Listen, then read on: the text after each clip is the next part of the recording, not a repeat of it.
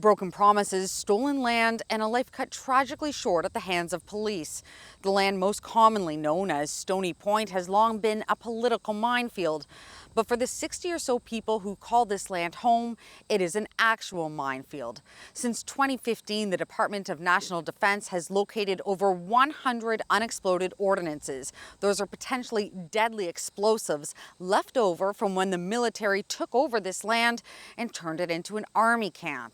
It is a dangerous and potentially even deadly place to live. But for the people who call this home, there is no choice. It's easy to look at this place and not love it. It's easy to just let go of it if you don't know it. But if you live it and experience it, it's hard to let go of it. Like most people who live here, Isaiah Thomas's family was part of the movement to reclaim this land. 25 years later, it still looks more like a battlefield than a place to call home. Most of the time, I'd actually go in the bush, and I'd go traveling, like, in the tanks or the grenade range, places like those. And I know there's unexploded ammunition, but that doesn't scare me from going in the bush.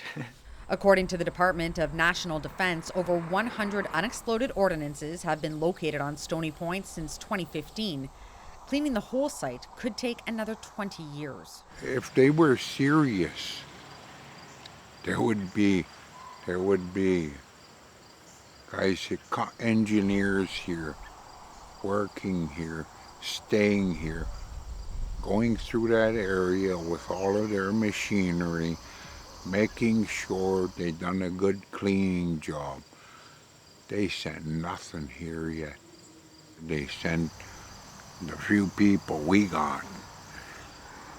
Brush her real quick. And while the hidden dangers prohibit all but a few from entering these grounds, there's another potentially deadly legacy. The former barracks many residents now live in, complete with lead paint, asbestos, and dirty water. We got proper water at the gatehouse. Why can't they, break some ground and build a few pipes so we can get clean, available water? Because everyone in our community, we have to go to the gatehouse, and there's a little tap that we fill up jugs of water about this big. We take it back to our houses and we use it for the week sparingly. They have a tap. I don't believe that it's safe right now. They have access. I'm not sure that it can be piped into their homes safely. Does this look safe to you? I don't think that it is. It's open to the air. There's no covering. A dog can go over and lick off the tap. More than half of Lacey George's home is unusable. This is my roof. This is where all the water comes in. And if you can see right up there, you can actually see outside. We've been having promises of getting our roofs fixed for so long. You're like, okay, well, it's going to get done soon. It's going to get done soon. But the longer they put it off, the worse it gets. It's leaking so bad, there is all kinds of black mold down here. And my floor is starting to rot. If you can't fix it yourself, it don't get done. So let's just make them go broke. Let's make them sink all kinds of money into appliances I can't even hook up in my house. I can't have a roof that's not leaking. It's leaking in my bathroom. It leaks in my laundry room. You work for a minimum wage job. And there's, so much turmoil and torment down here. The military provides money for basic maintenance, but says the barracks weren't designed as family homes. Any improvements have to be paid for by the residents or the First Nation.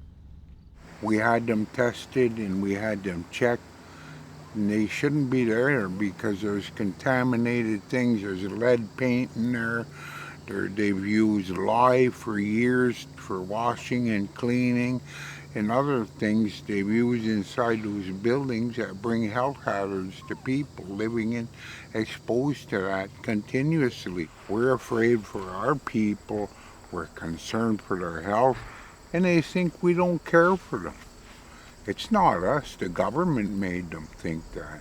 The people that are at Stony Point are land defenders that They, on behalf of our community, on behalf of our ancestors and their family members, they jumped the fence in 1993, and they've defended our land ever since. So that's an understanding you must have to appreciate the people that are there and what they are sacrificing of their own lives and their children's lives to be there on the land. It's not living the dream, not by any means.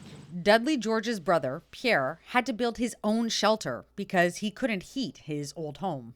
No heat, no water. I had hydro in that building, but that's it. Having to live down here and watch everybody get treated as if they don't matter is devastating. I've had a lot of my family members ask me over and over again, Lacey, why don't you just move? Why don't you just get out of there? Find another place. You can rent somewhere. And I'm like, no. And they did. They asked me why. And I said, because that's exactly what they want me to do. They want me to get up and leave so they don't have to fix around here. So they don't have to clean up their messes. You come to my community, you see damaged people. Past that, you see broken houses. So really, you see a broken community. How do you fix the community is you fix the people. You don't fix the houses. You fix the people first. But housing, I can't stay in there any much longer because never know if I can get cancer or if I can die from that black mold. It was a land so hard fought for, one life lost, but so many more forever altered. And yet it will not truly be returned to the Chippewa of Kettle and Stony Point until the military has removed all evidence of its occupation, a process that could take another 20 years. Cristina Howorun, City News.